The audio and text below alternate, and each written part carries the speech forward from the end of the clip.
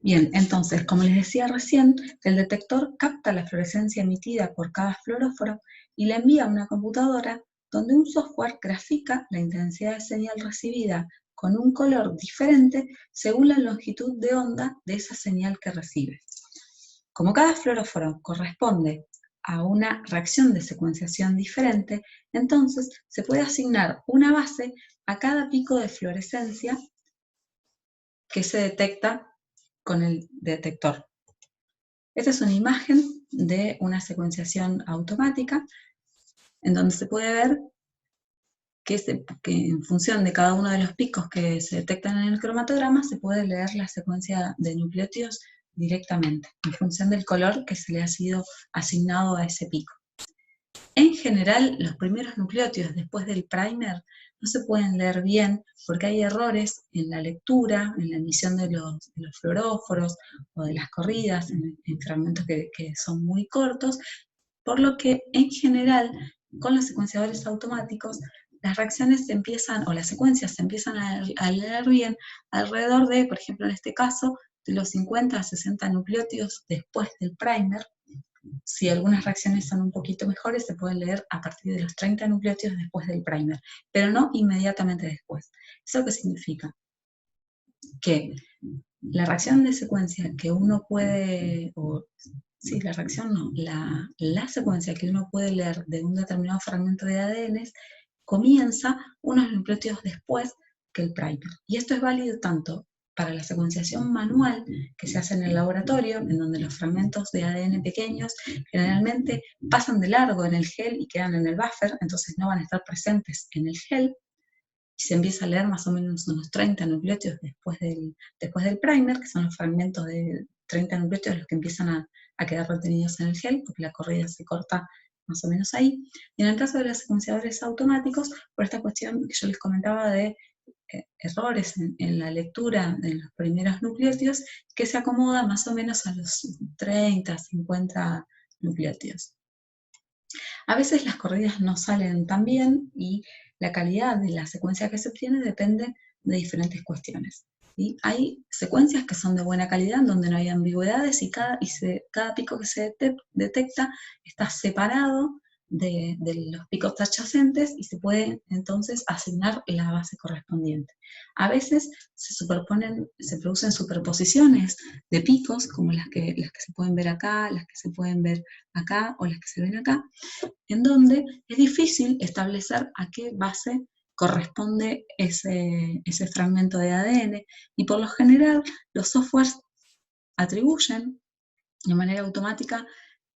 ese pico a la identidad de una base en particular, pero a veces hace falta el ojo humano para discernir y mirar un poco esas secuencias. Ya cuando la superposición es muy fuerte, como por ejemplo pasa por acá, es imposible hacer una lectura, o por lo menos la información que tira el secuenciador, porque siempre va a poner va a asociar ese pico a un nucleótido, o cuando no puede pone Ns, pero bueno, hay que mirar y ver. Si no se puede, entonces hay que repetir las reacciones de secuenciación. Y por otro lado, hay reacciones de secuenciación en donde las calidades de las secuencias que se obtienen son muy malas, como estos ven acá, en donde la amplitud de los picos es muy pequeña y además están superpuestos entre sí, que esto generalmente corresponde a problemas en la hibridación del primer, en el sentido de que el primer por ahí se divide en distintas porciones de la secuencia que se va a secuenciar, entonces genera productos de diferentes secuencias y se superponen los picos, o a veces es la formación de estructuras secundarias en el DNA, o también que las muestras estén contaminadas con DNA distintos y entonces se produce la lectura simultánea de diferentes secuencias y se produce la superposición de picos. ¿Qué es lo que puede causar la baja calidad de las secuencias? Por un lado, la calidad de las muestras, que el primer no sea específico o altamente específico para la secuencia que se quiere leer. Por el otro lado, que esas secuencias correspondan a genomas de organismos que tienen alto contenido de GIC y que entonces se generan estructuras secundarias muy fuertes que hacen que la enzima se desprenda y por lo tanto se producen pérdidas de lectura de regiones que uno, como no conoce la secuencia de ADN que está secuenciando, tampoco puede saber cuál es la longitud del fragmento o de los nucleótidos que se pierden de leer. Por otro lado, el problema puede ser por la presencia de regiones palindrómicas, ¿sí? Que generan bucles en la estructura secundaria del ADN que generan la pérdida de regiones. Tanto cuando estas estructuras secundarias estables se forman en el ADN molde como en la cadena de ADN que se genera.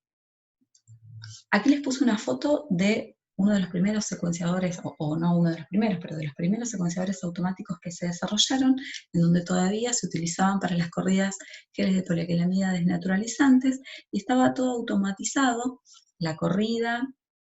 la lectura de la fluorescencia de los fragmentos de ADN, y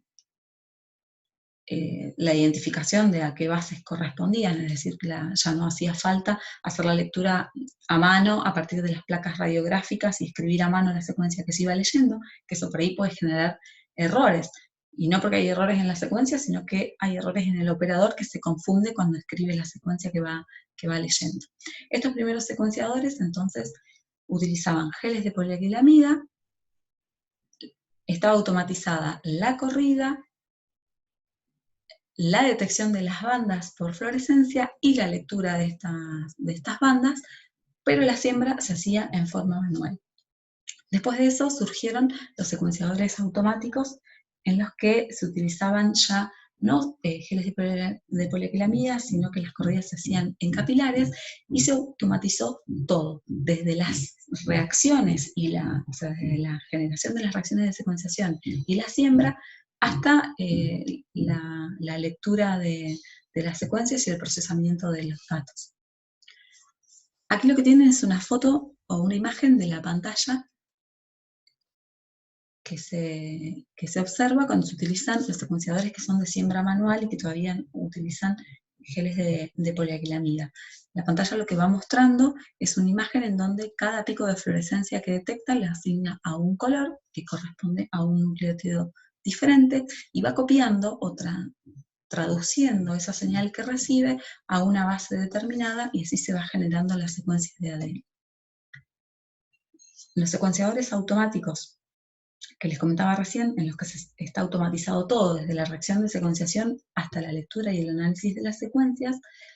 funcionan utilizando capilares y después hay un montón de otras tecnologías que son las que van a ver ustedes la semana que viene en las teorías las tecnologías de nueva generación de secuenciación de ácidos nucleicos. Pero bueno, aquí les muestro la foto del secuenciador automático AVI 3730, en el cual las reacciones de secuenciación, no es porque se los quiera vender, sino porque es uno de los que más se ha utilizado como secuenciador automático. En estos secuenciadores lo que se utilizan son capilares para realizar las electroforesis de las reacciones de secuencia en lugar de geles de poliaquilamida, y esto sumó una gran ventaja. ¿Por qué? Primero porque permite leer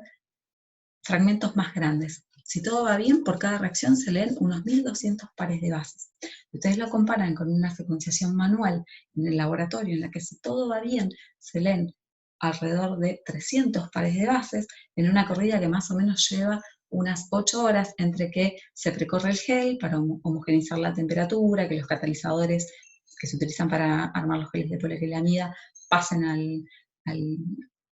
a la cuba inferior del gel, es decir, que salga el del gel, que todos los puntos tengan temperatura homogénea. Luego se hace la siembra, que demora más o menos luego una corrida de unas 8 horas. Después hay que dejar que el gel se enfríe, desarmarlo,